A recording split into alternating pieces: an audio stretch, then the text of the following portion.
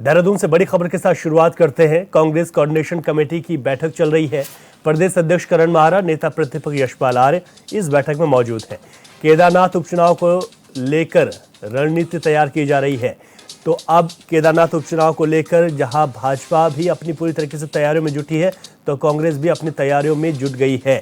और यही वजह है कि देहरादून में कांग्रेस कोऑर्डिनेशन कमेटी की बैठक चल रही है। प्रदेश अध्यक्ष मौजूद हैं, इसके अलावा नेता प्रतिपक्ष भी मौजूद हैं। कांग्रेस के वरिष्ठ नेता इस बैठक में मौजूद हैं। केदारनाथ उपचुनाव को लड़ने की रणनीति तैयार की जा रही है। तो ये काफ़ी महत्वपूर्ण बैठक है, क्योंकि अब बहुत जल्द ही यहाँ पर कांग्रेस अपने प्रत्याशी का ऐलान कर देगी। तो बड़ी खबर आपको बता रहे हैं, कांग्रेस ने अब अपनी तैयारियां तेज कर दी हैं। आज या कल प्रत्याशी का ऐलान हो सकता है, ऐसी संभावनाएं भी हैं। कोऑर्डिनेशन कमेटी की बैठक है, प्रत्याशी के चयन को लेकर ही मंथन चल रहा है।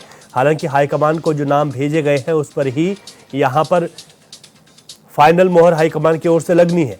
लेकिन इस वक्त देहरादून में ये बड़ी बैठक चल रही है। कांग्रेस के प्रदेश अध्यक्ष करण माहरा मौजूद हैं, यशपाल आर्य मौजूद हैं। इसके अलावा कांग्रेस के तमाम वरिष्ठ नेता भी इस बैठक में मौजूद हैं। और केदारनाथ में प्रत्याशी के चयन के साथ ही साथ किस तरीके की रणनीति बनाई जाएगी, इसको लेकर मंथन किया जा रहा है। अलग अलग नेताओं को किस तरीके की जिम्मेदारी वहां पर सौंपी जानी है, इसको लेकर मंथन है।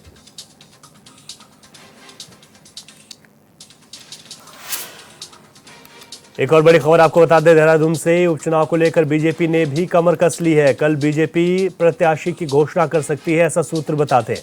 केदारनाथ उपचुनाव के लिए प्रत्याशी की तस्वीर कल तक साफ हो जाएगी। 28 अक्टूबर को प्रत्याशी के नामांकन का भी फैसला लिया गया है। तो नामांकन के दौरान मुख्यमंत्री धामी भी मौजूद रहेंगे। 29 अक्टूबर को नामांकन की आखिरी तारीख है। अभी जो खबर मिल रही है, 28 अक्टूबर को भाजपा के प्रत्याशी अपना नामांकन दाखिल करेंगे और कल बीजेपी अपने प्रत्याशी का ऐलान कर देगी। ये खबर सामने आ रही है। तो उपचुनाव को लेकर बीजेपी ने भी अपनी तैयारियां तेज कर दी हैं। अधिक जानकारी के साथ हमारे संवाददाता अरुण सैनी फोन लाइन पर हमारे साथ हैं। अरुण, भाजपा में ये कहा जा रहा है कि कल तक प्रत्याशी का ऐलान, किस तरीके की तैयारियां हैं और किस तरीके के सुगबुगाहट उपचुनाव को लेकर? जी देखिए, केदारनाथ विधानसभा उपचुनाव के नामांकन की अंतिम तिथि 29 अक्टूबर है। ऐसे में 2 से 3 दिन जो है नामांकन की अंतिम तिथि में बचे हैं। तो भारतीय जनता पार्टी में भी एक कमर कस ली है। पार्टी सूत्रों के मुताबिक जो खबर सामने आ रही है कि भारतीय जनता पार्टी कल अपना प्रत्याशी केदारनाथ विधानसभा सीट के उपचुनाव के लिए घोषित कर सकती है, जिसको लेकर पूरी तैयारियां हो चुकी है। और ऐसे में केंद्रीय पार्लियामेंट्री बोर्ड को जो पैनल भेजा गया था, उन्होंने प्रत्याशी का चयन कर लिया है। तो ऐसे में माना जा रहा है कि कल तक भारतीय जनता पार्टी अपना प्रत्याशी केदारनाथ विधानसभा सीट के उपचुनाव के लिए वो घोषित कर सकती है। लेकिन वहीं ये माना जा रहा है कि 28 तारीख को पार्टी की तरफ से नामांकन भी दर्ज कराया जा सकता है, जिसमें कि नामांकन में मुख्यमंत्री पुष्कर सिंह धामी, भाजपा के प्रदेश अध्यक्ष महेंद्र भट्ट, पोडी के सांसद अनिल बलूनी समेत पार्टी के कई दिग्गज वरिष्ठ नेता उस नामांकन रैली में शामिल होंगे। और ऐसे में नामांकन जो है वहां पर वो कराया जाएगा। इसी के साथ साथ ही पार्टी की तरफ से कई रणनीतियां भी जो है बनाई जा रही है। इसी के साथ साथ ही बैठकें भी लगातार हो रही है। और नामांकन के बाद जो है एक बैठक और भी बीजेपी की होनी है, ऐसा भी माना जा रहा है, जिसमें कि तमाम रणनीतियां बनाई जाएंगी कि केदारनाथ विधानसभा सीट पर किस तरीके से जाना है, किस तरीके से चुनाव लड़ना है। वहीं भारतीय जनता पार्टी ने जिस तरीके से केदारनाथ विधानसभा को लेकर काफी तैयारियां शुरू पहले से ही जो है लगातार भारतीय जनता पार्टी कर रही है। अपने 5 मंत्रियों की ड्यूटी भारतीय जनता पार्टी ने वहां पर लगाई। तो इससे देखा जा सकता है कि भारतीय जनता पार्टी पूरी तैयारी के साथ इस चुनाव में मैदान में उतरने जा रही है। और ऐसे में अब कब तक प्रत्याशी भारतीय जनता पार्टी घोषित करती है, कब तक नामांकन होता है, देखने वाली बात होगी। लेकिन ये माना जा रहा है कि कल भारतीय जनता पार्टी अपना प्रत्याशी घोषित कर सकती है। और इसी के साथ साथ ही 28 तारीख को नामांकन भी भारतीय जनता पार्टी का प्रत्याशी को दाखिल कर सकता है। ठीक है अरुण, आप नजर बनाए रखें। प्रत्याशी का ऐलान होते ही वो भी अपने दर्शकों को अपडेट देंगे। फिलहाल बहुत शुक्रिया आपका।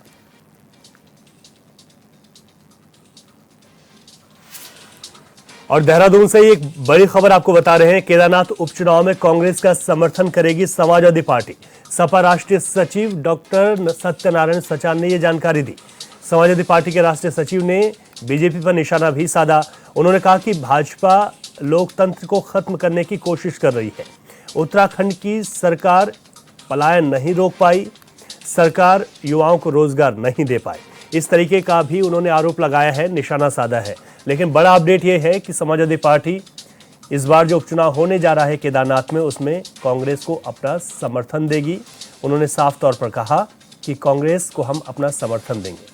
हालांकि उत्तराखंड में समाजवादी पार्टी का जो यहाँ पर जो उनकी मजबूती है वो इतनी ज़्यादा नहीं है, और समाजवादी पार्टी और कांग्रेस जिस तरीके से अभी हमने हाल में देखा कि उन दोनों का एक दूसरे को सहयोग करते हुए वो नजर आए, और इस बार जो उपचुनाव हो रहा है उसमें भी उन्होंने अपना जो समर्थन है वो कांग्रेस को दिया है उत्तराखंड में।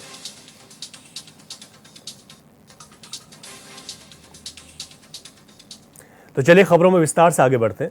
उत्तरकाशी में प्रदर्शनकारियों पर हुए लाठीचार्ज पर कैबिनेट मंत्री प्रेमचंद अग्रवाल ने सफाई दी। मंत्री ने कहा कि जिस रूट पर प्रदर्शनकारियों को जाने की इजाजत नहीं थी वो उसी रास्ते पर गए। पुलिस ने उन्हें केवल रोकने की कोशिश की। इस घटना को किसी भी तरह से हिंसक कहना सही नहीं है। ये है ना, यहाँ पे तो थोड़ा सा ये तो पता चल गया होगा, कहना ही पड़ता है। वहाँ मस्जिद को लेके प्रदर्शन करना चाह रहे थे, जिनका रूट निर्धारित किया गया था, और उसके बाद वो मस्जिद की तरफ बढ़ रहे थे जहाँ बैरिकेडिंग की गई थी। उसी बीच में ये भी जानकारी आई है कि पथराव हुआ।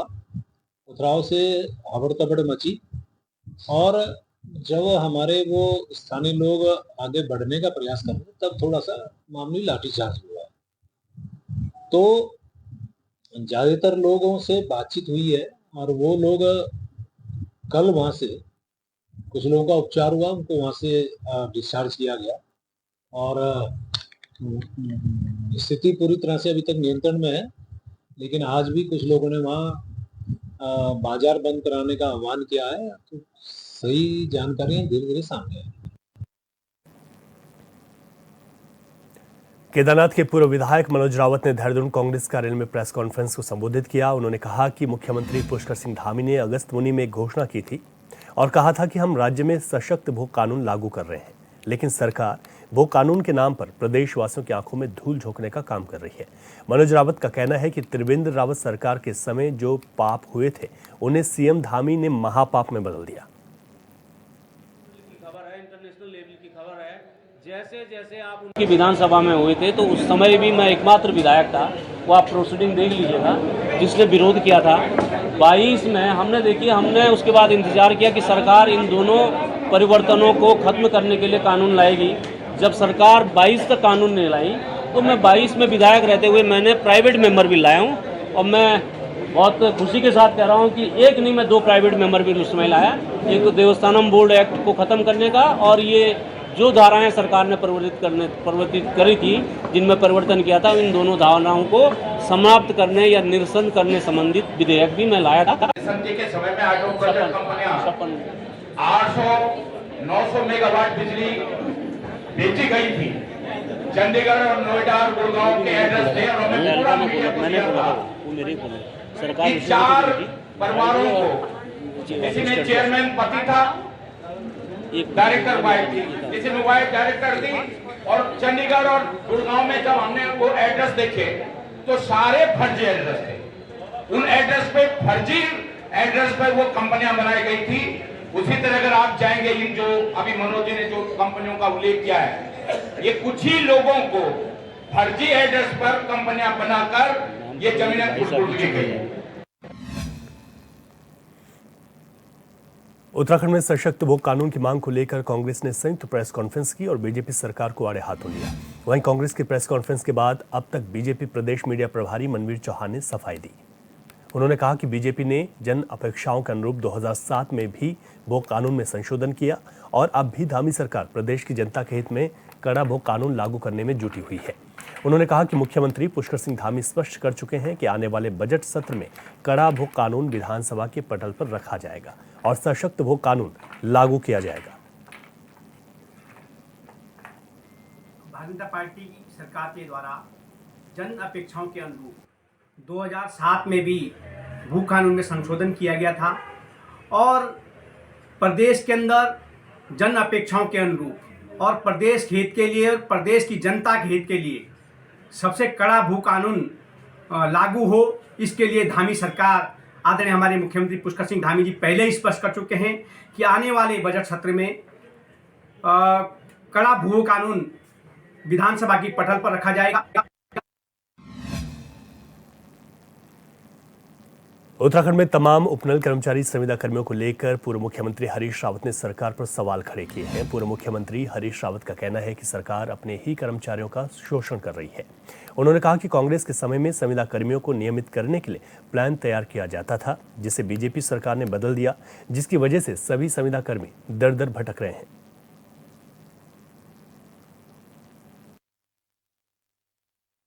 जॉब कर्मचारियों को लेकर के दो निर्णय हैं। एक निर्णय हमारी सरकार का है जिसमें हमने 7 साल में ऐसे सब लोग को नियमित करने की बात कही थी। एक 10 साल का है, ये पालन करें, किसी का तो पालन करें। और उपनल कर्मियों को हमारे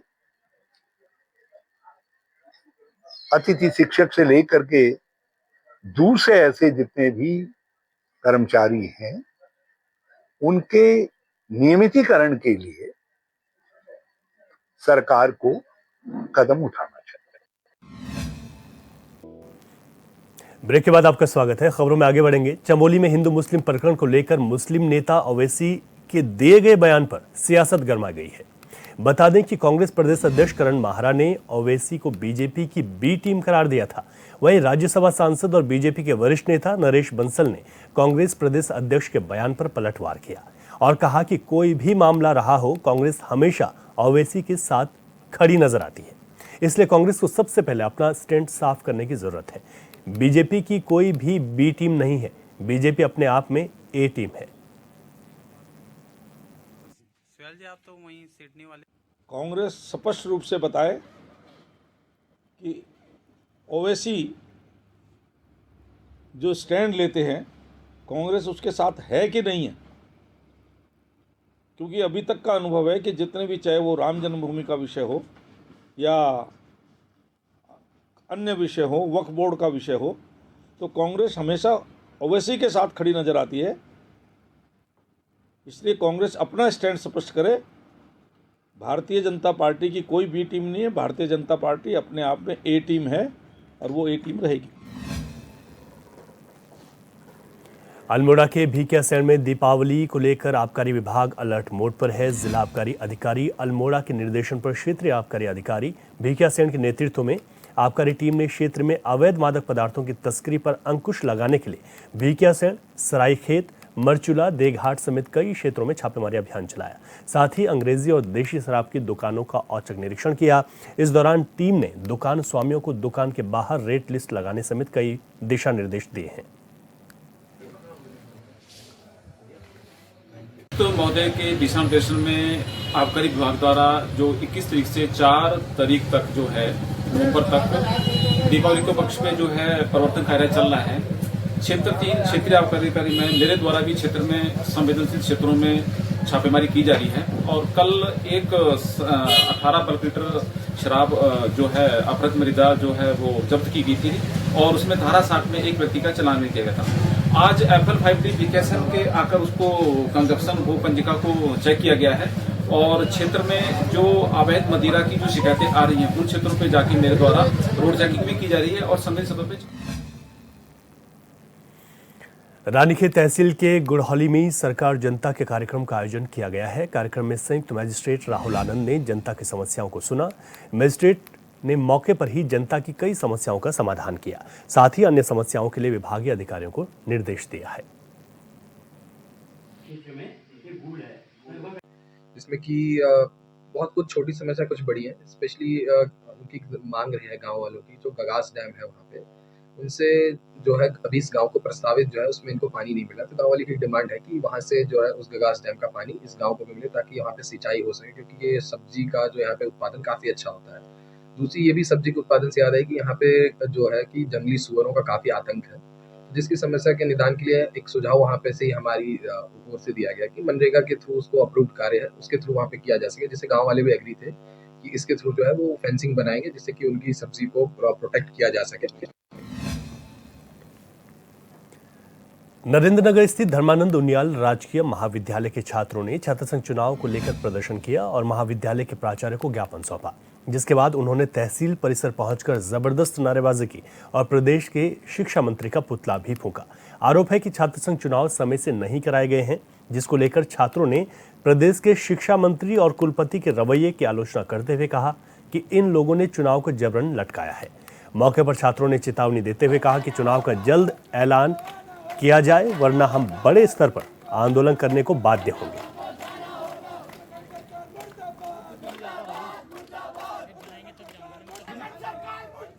तो जो भी ये सब मसला है, ये इसलिए है क्योंकि शासन प्रशासन ने हमारे विश्वविद्यालय को 30 सितंबर तक छात्र संघ चुनाव संपन्न कराने का नोटिस दिया था, जो कि वो उनकी लापरवाही का नतीजा है कि वो 30 सितंबर तक छात्र संघ चुनाव नहीं करवा पाए। और अब कल जब हाईकोर्ट ने अर्जी खारिज कर दी है कि इस बार छात्र संघ चुनाव उत्तराखंड में नहीं होंगे, तो हमारा सभी छात्र छात्राओं का या शासन प्रशासन विश्वविद्यालय से यह सवाल है कि छात्र संघ चुनाव इस बार क्यों नहीं होंगे, जबकि एचएनबी में छात्र संघ चुनाव हो चुके हैं, वहाँ अध्यक्ष उपाध्यक्ष सब निर्विरोध और कोई एबीसी के निकल चुके हैं। तो सीधे सुमन यहाँ पर अपने इस बार छात्र संघ चुनाव क्यों नहीं करा रही है, हमारा ये सब उनसे सवाल है, शासन से प्रशासन से, कि ये इस बार ऐसा क्यों हो रहा है। इतना टाइम हो गया, आप हमें तारीख पे तारीख दिए जा रहे हैं। आपने पहले हमें 25 तारीख दी थी कि 25 तारीख तक हम फैसला दे देंगे, फिर क्यों नहीं इतने टाइम से छात्र संघ चुनाव हो रहे हैं। और अब जाके जब 25 तारीख आ गई है और आप ऐसा कर रहे हैं कि आपने छात्र संघ चुनाव जो है रद्द कर दिए। इतने टाइम से हमारे जो अध्यक्ष हैं, हमारे रोहित भंडारी हैं, इतने टाइम से अध्यक्ष के प्रत्याशी हैं, इतने टाइम से छात्र संघ के लिए तैयार कर रहे हैं, अपनी चुनाव की तैयारी कर रहे हैं। करीबन 2 महीना हो चुका है इन्हें, ना ठीक से खा पा रहे हैं, ना कुछ हो पा रहा है, ना प्रॉपर घर जा पा रहे हैं। दिन रात मेहनत करने में लगे हुए हैं, बरसात के टाइम पे भी दिन रात मेहनत करने में लगे, पर क्यों प्रशासन हमारे साथ। लोहाघाट में नगर पालिका ने प्रमुख मार्गों पर क्षेत्र के स्वतंत्रता संग्राम सेनानियों और भारतीय सेना के शहीद जवानों के नाम के बोर्ड लगाए गए थे, जिनमें से अमर शहीद मोहन चंद जोशी के नाम का लगाया गया बोर्ड नाली में गिरा पड़ा मिला। लेकिन नगर पालिका उस बोर्ड को उठाने की जहमत तक नहीं कर रही है, जिसकी वजह से लोगों में काफी आक्रोश है। ग्रामीणों ने नगर पालिका और प्रशासन से शहीद के नाम के बोर्ड को सम्मान समेत सड़क पर लगाने की मांग की है। साथ ही नगर में जितने भी सेनानियों और शहीदों के नाम के बोर्ड लगे हैं, उनकी दोबारा से मरम्मत कराने की भी बात कही गई है।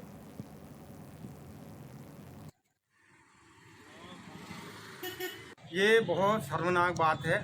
नगर पालिका लोहाघाट द्वारा विगत वर्षों में अमर शहीदों और स्वतंत्रता संग्राम सेनानियों के नाम कुछ मार्गों पर इनके नाम के बोर्ड लगे, और मैं देख रहा हूँ कुछ समय से इनकी कोई देख रेख नहीं हो रही है।